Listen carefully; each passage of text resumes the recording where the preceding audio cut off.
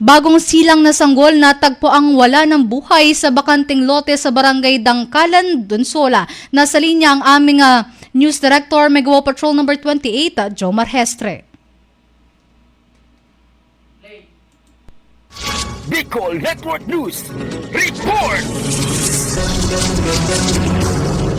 Isang sanggol na wala ng buhay ang natagpuan na nakasilid sa maliit na sako sa isang bakanteng lote sa barangay Dangkalan, Dunsol, Sorsogon ngayong araw Disyembre 23, 2024. Kaugnay nito, sa inisyal na investigasyon, nakita na may tama sa tagiliran ang sanggol na hinihinalang resulta ng pagtusok ng matalim na bagay. Kaya naman ang sanggol ay agad na dinala ng mga responders sa ospital upang maimbestigahan ang sanhi ng kanyang pagkamatay. Samantala ayon kay punong barangay Ariel Cha, mahigpit nilang minomonitor ang mga buntis sa kanilang barangay kaya tiyak na mabilis nilang matutukoy kung taga-Dangkalan ang responsable sa insidente. Sa ngayon, patuloy ang masusing investigasyon ng Dunsol Municipal Police Station upang mabigyang linaw ang insidente. Labis ang kalungkutan ng mga residente lalo na't nangyari ito ilang araw bagong Pasko, panahon sada ng pagmamahalan at pag-aaruga. Sa kabilang dako, nanawagan naman ang mga otoridad sa sinumang may impormasyon kaugnay sa insidente na agad na makipag-ugnayan upang mabigyan ng hustisya ang inosenteng biktima. Para sa Bicol Network News, ito po sa Mega Patrol number 28,